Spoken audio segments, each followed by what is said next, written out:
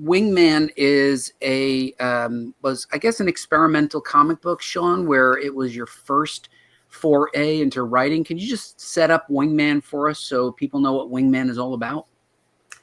Okay, well, it was kind of during the lockdown, and I wanted something to do.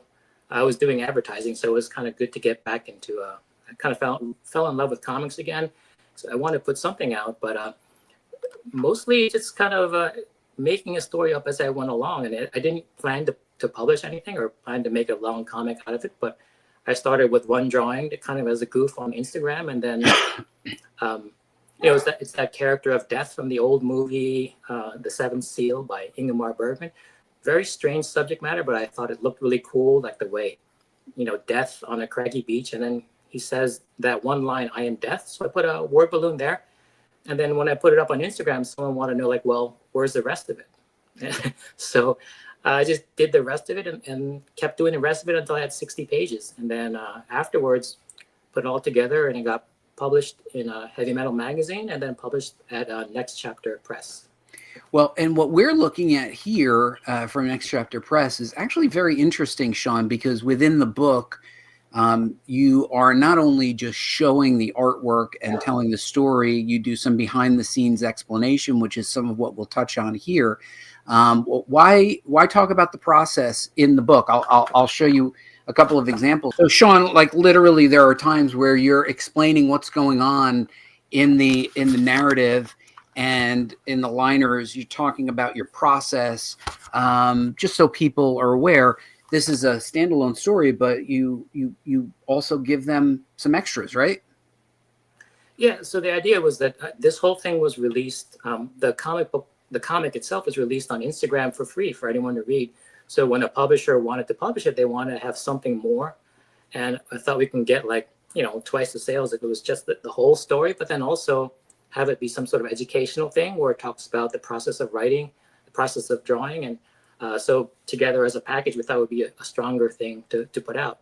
Yeah, and this is what's interesting about this, Mike, and I think you can see it right here. It's your artist's first writing experience. You had been working in comics 20 plus years, and I was surprised that this was your first writing experience. What was the first writing experience like for you? I've always liked writing, and I always liked. I know it's like when I watch movies, the stories will hit me harder than most people, and I always was fascinated by the process. I took a lot of classes and did a lot of mostly for fun, just a lot of tutorials and master classes, and always thinking in the back of my mind that I would write someday. So I thought it was no better time than the present, but I didn't think as a person who hasn't been published before, haven't written anything before, I should probably do something for free. And there's one thing that I think would really help if there's a lot of people out there who want to do this. It can be very daunting when you set out to do your first comic and you're thinking about, like, I want to get an Eisner, I want to write something amazing that sells, makes the New York Times bestseller. You got to get that out of your head completely, because that's going to make you not move forward with this. So the most important thing is that if you want to write a comic and draw a comic, then do it. Just start. And then rule number 2 is to finish it. And then when you finish it, something magic happens. Like, you really become a writer when you cross the finish line. So most people don't start. People who do start, most people don't finish. So if you can actually finish, so rule number 3 is then do it again. So I'm at the do it again phase, but so much happens that, like, there's been a lot of learning, and that was the book that I cut my teeth on and was learning in real time. And then it was like a big masterclass for me. It's just to put everything I learned together in one project. That's the thing. You put out a comic for free. So if it sucks, you can always say, well, you didn't pay for it, and then just scroll past if you don't like it. But it did capture a lot of people's attention, and they wanted more. And as long as they wanted more, I would give them more.